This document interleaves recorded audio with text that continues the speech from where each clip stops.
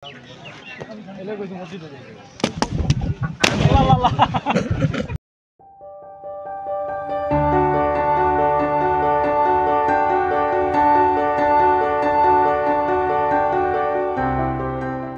দ্বীপ বাংলাদেশের কক্সবাজার জেলার এই অপূর্ব দ্বীপটি সাগরের মাঝে এক নীরব রত্নের মতো আবিষ্কৃত হয়েছে। সোনালী বালুকা বেলা, স্বচ্ছ নীল জল আর নিস্তব্ধ প্রাকৃতিক সৌন্দর্য, এখানে সবকিছুই যেন এক অনন্য দৃশ্যে মিশে আছে। সোনাদিয়া দ্বীপ কক্সবাজার শহর থেকে মাত্র 7 কিলোমিটার উত্তর পশ্চিমে অবস্থিত এবং এটি প্যারাদ্বীপ নামেও পরিচিত। চারপাশে সমুদ্রের ঢেউ, কেয়া ও নিশিন্দা গাছের ঝোপ আর বিচিত্র প্রজাতির জলচর পাখি এখানে তৈরি করেছে এক স্বপ্নময় পরিবেশ। এই দ্বীপটি শুধুমাত্র প্রাকৃতিক সৌন্দর্য নয়, বরং জীববৈচিত্র্যের জন্যও বিখ্যাত। কক্সবাজারের মূল ভূখণ্ড থেকে মহেশখালী ক্যানেল দ্বারা বিচ্ছিন্ন হওয়া এই দ্বীপটিকে ঘিরে রয়েছে এক শান্তিপূর্ণ অনন্য অভিজ্ঞতা।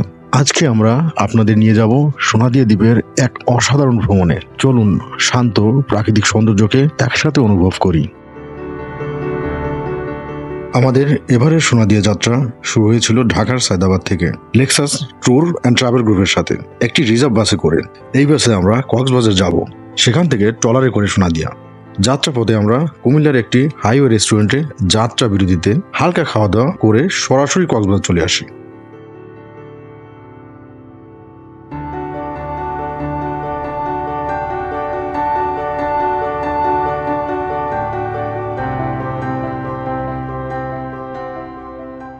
এখন আমরা আছি কক্সবাজারে। কক্সবাজার থেকে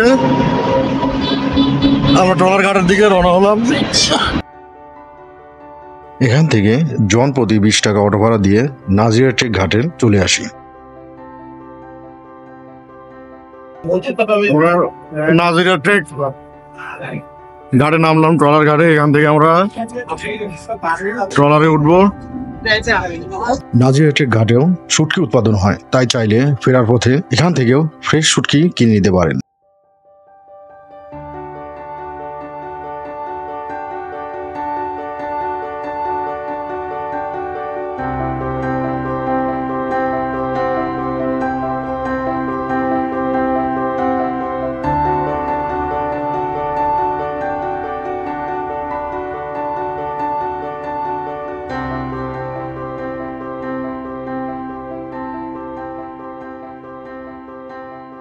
আপনারা চাইলে কক্সবাজার 6 নং ঘাট থেকেও মহেশখালী দ্বীপ হয়ে সোনাদিয়া দ্বীপে যেতে পারেন। আমরা যেহেতু ট্রাভেল গ্রুপের সাথে এসেছি, তাই আমরা রিজার্ভ ট্রলারে সরাসরি সোনাদিয়া দ্বীপ যাব। 30 জন যাওয়া যায় এমন ট্রলারের ভাড়া পড়বে 4000 টাকা।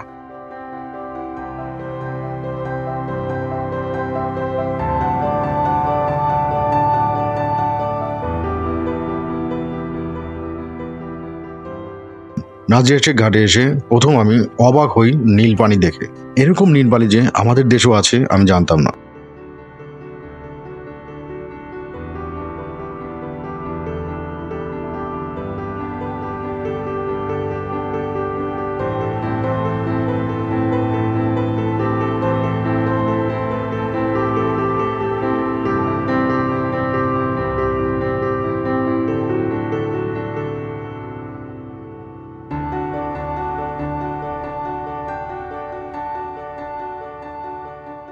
নীল জনরাশির ভেতর দিয়ে ট্রলারের যাত্রা অসাধারণ একটি অভিজ্ঞতা।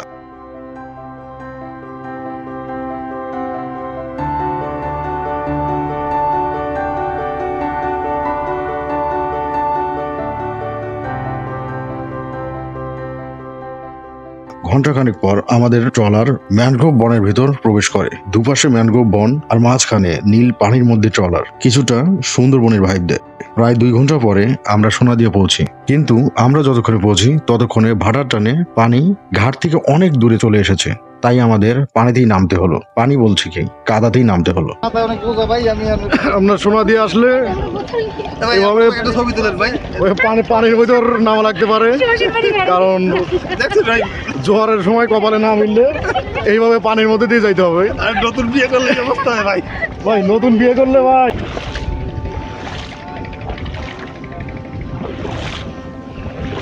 এই যে কাদা রাস্তা, পানি প্লাস কাদা, হাঁটু থেকে হাঁটুর উপরেও কোমর পর্যন্ত অনেক সময় কাদার মধ্যে পড়তে হইতেছে, ব্যাপার না।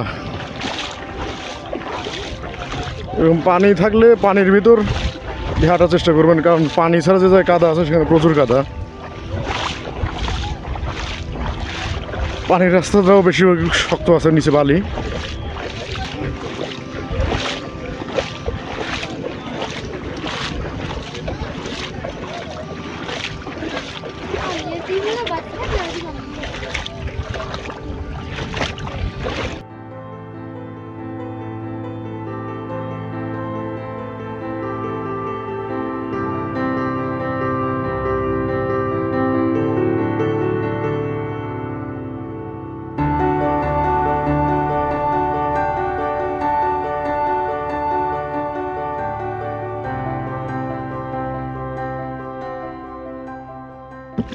দীর্ঘ কাদা পানি পার হয়ে আমরা শুকনোয় আসলাম মাত্র, যদিও পুরোপুরি শুকনো নয়, এখনো কাদা আছে। তবে রাস্তা কিন্তু খুব পিচ্ছিল, সাবধানে যাইতে হবে। হ্যাঁ, পুরোপুরি শুকনোয় মনে হয় পৌঁছালাম।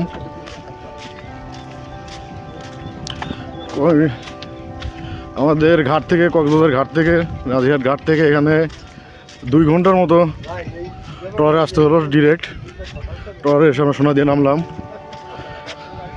তারপরে দেখলেনি তো কাদাপাত পার হয়ে আস্তে আস্তে শুকনায় আসলাম। এখান থেকে আমরা ক্যাম্প সাইটের দিকে যাব।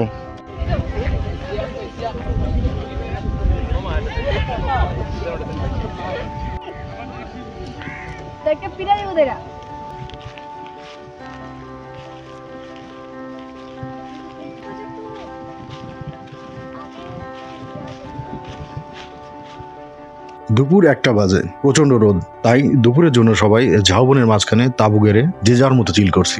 একটু পরে এখানেই আমরা দুপুরের খাবার খাবো। তাঁবু থেকে শুরু করে খাওয়া দাওয়া সহ সবকিছু এখানে জসিম ভাই অ্যারেঞ্জ করে। জসিম ভাই এখানকার স্থানীয়। জসিম ভাইয়ের নাম্বার ডেসক্রিপশনে দেওয়া আছে।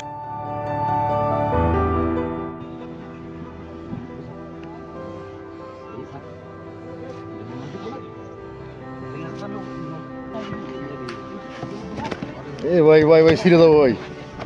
এ ভাই ভাই ভাই ছিঁড়ে যাবো ভাই। ভাই এ ভাই না না না না প্লিজ ভাই, ছিঁড়ে গেল ভাই, ছিঁড়ে গেল ভাই। ঠেকান ঠেকান ভাই, ঠেকান, ছিঁড়ে গেল। পরে যান বালি পড়ে কিছু হবে না তো, ছিঁড়ে দেওয়ার পরে আপনার দরবারে ছিঁড়বে না।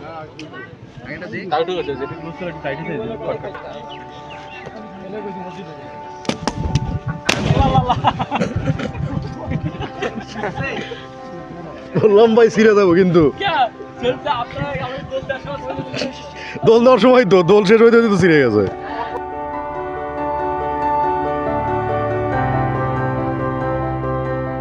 ওই যে ওই পাশে বাজেট বিডিএর শরীফুল ভাইকে দেখা যাচ্ছে। আজকে পূর্ণিমা রাত হওয়ায় দেশের পরিচিত প্রায় সব ট্রাভেল গ্রুপ সোনা দিয়ে এসেছে।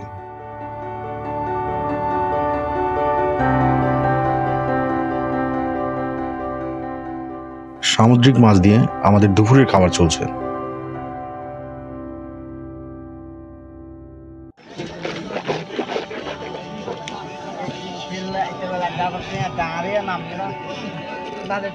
ভাই কি খাচ্ছেন? ভাত খাচ্ছি ভাই, মাছ দিয়া। কি মাছ ভাই? মনে হচ্ছে ইলিশ, ইলিশ বা কিন্তু ইলিশ না, সামুদ্রিক কোনো মাছ, ইলিশের মতো একটু সেন্ট আছে। এই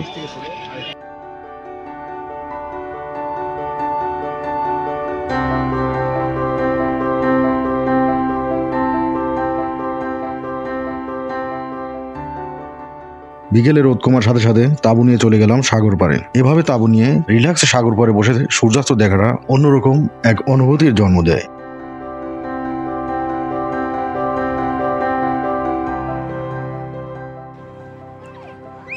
পরন্ত বিকেল, এখন আমরা সোনাদিয়ার বিচের দিকে ক্যাম্প তাঁবু নিয়ে যাচ্ছি। রাত্রে সমুদ্রের পাশে ঘুমাবো।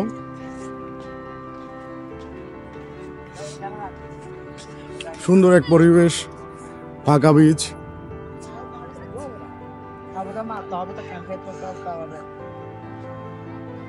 সোনাদিয়া আজকে অনেক মানুষ, পূর্ণিমা রাত, অনেক মানুষ, তারপরেও কত ফাঁকা। এই ধরনের ফাঁকা জায়গায় আসলে ক্যাম্পিং করে অনেক মজা। এই যে আজকে রাতের জন্য আমাদের থাকার জায়গা বাড়ি এইটাই।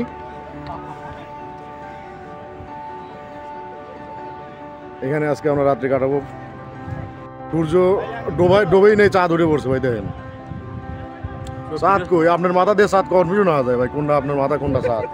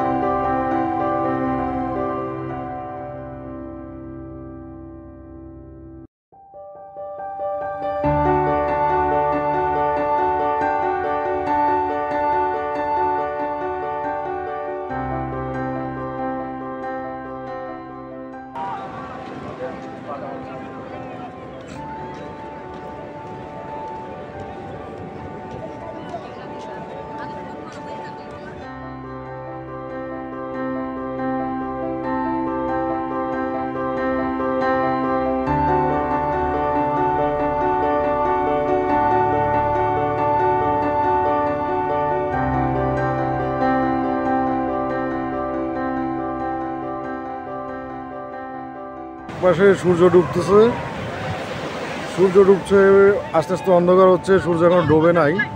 বাট এই পাশে অলরেডি চাঁদ উঠে গেছে, ফুল মুন। আসলেই প্রকৃতি অনেক মায়াবী, খুব সুন্দর লাগছে দেখতে। এক পাশে চাঁদ আর পাশে বিশাল সমুদ্রের মধ্যে সূর্য অস্ত যাচ্ছে। অসাধারণ, অসাধারণ। আসলে সূর্য ডোবার সময়ের যে অনুভূতি, এরকম একটি ফাঁকা বিচে, কক্সবাজারের যে জনাকিনু বিচ, সেই বিচ ছেড়ে সোনা দিয়ে এরকম ফাঁকা বিচে এরকম সূর্য অস্ত যাওয়ার দৃশ্য সত্যি অসাধারণ, ভাষায় প্রকাশ করার মতো না। আসলে এটা আসলে ক্যামেরায় দেখার মতো জিনিস না, ফিল করার মতো জিনিস। স্বয়ং উপস্থিত এই ধরনের পরিবেশে, এই অবস্থানে থাকলে আপনি বিষয়টা বুঝতে পারতেন।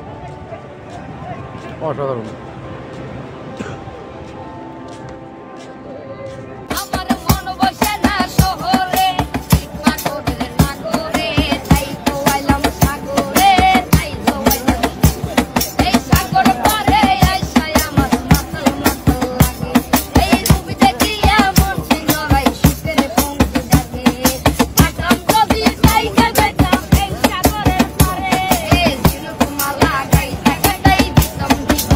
সকালের সূর্য উঠছে, তাঁবুর ফাঁক দিয়ে এরকম সূর্যোদয় দেখাটাও সৌভাগ্যের বিষয়।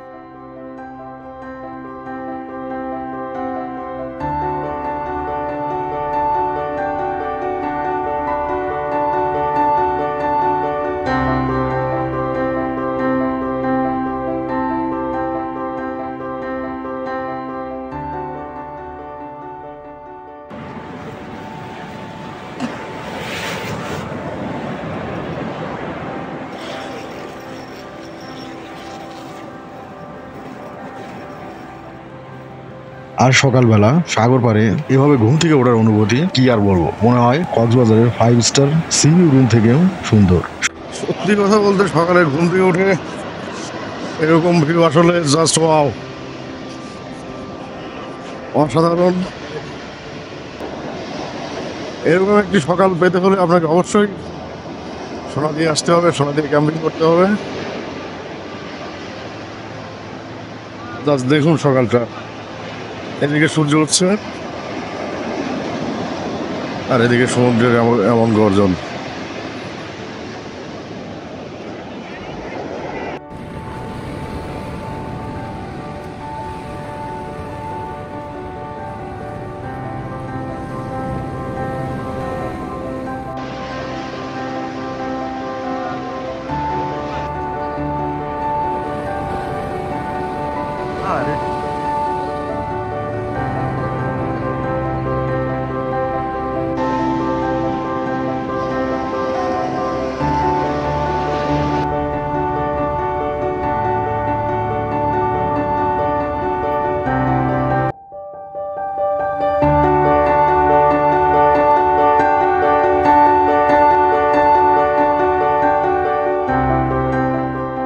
সকালে বিচে সময় কাটিয়ে খাবার খেয়ে আমরা রওনা হই আবার কক্সবাজারের উদ্দেশ্যে।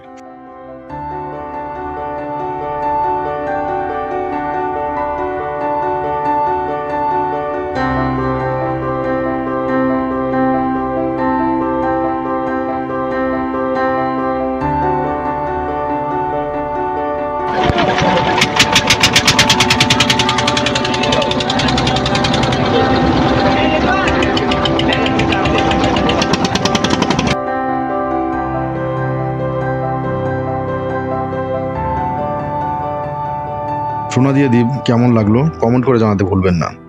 আর আমাদের চ্যানেলে নতুন হয়ে থাকলে সাবস্ক্রাইব করে পাশে থাকুন। ধন্যবাদ।